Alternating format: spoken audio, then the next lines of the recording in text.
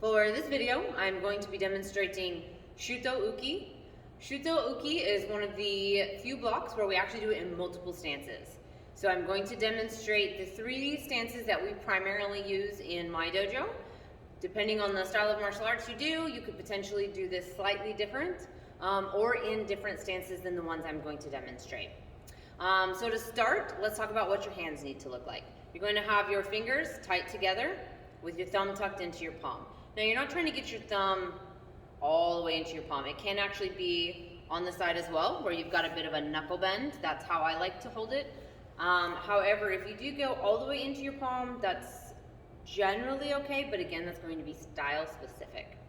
You want to make sure that your wrist and hand are in line with your elbow. So you don't want your arm tipped this way, and you don't want your hand tipped that way as well. So nice straight line all the way down.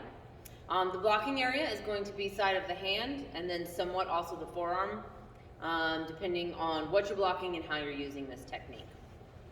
Chamber hand, when you are doing Shuto Uke in Coco Tadashi, which is going to be the first stance that I demonstrate, your chamber hand is going to be right on your diaphragm with your hand flat. You don't want to cup your hand like you're trying to hold water, and you don't want to overextend your hand as well. So trying to keep that nice and flat. I'll back up just a little bit so you can see my feet. I'm going to go ahead and get into my Coco Tadashi stance, and I will do this both sideways and facing forwards.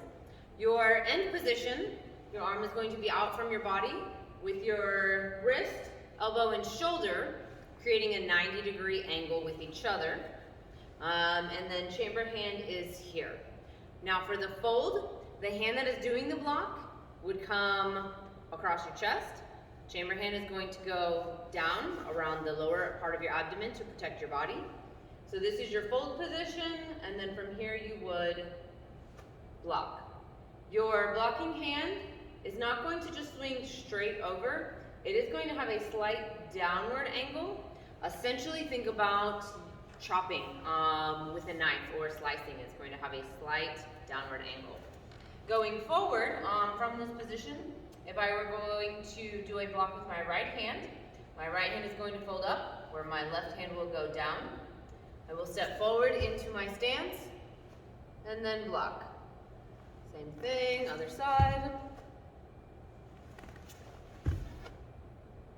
I'll do a couple going sideways as well.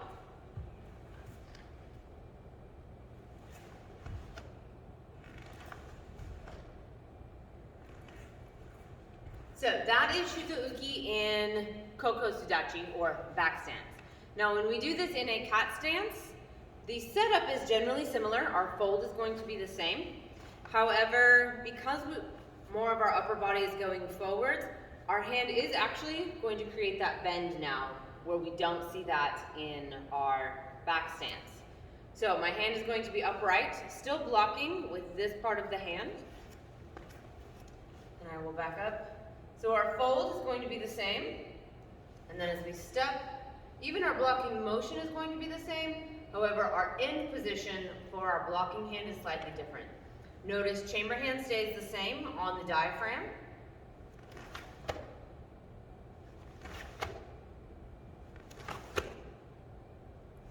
And that's how it's done in a back cat stance or neko ashidachi. Now, occasionally you will also see this block in a motodachi or front stance. When we're in this position, it's the same as it is in neko ashidachi.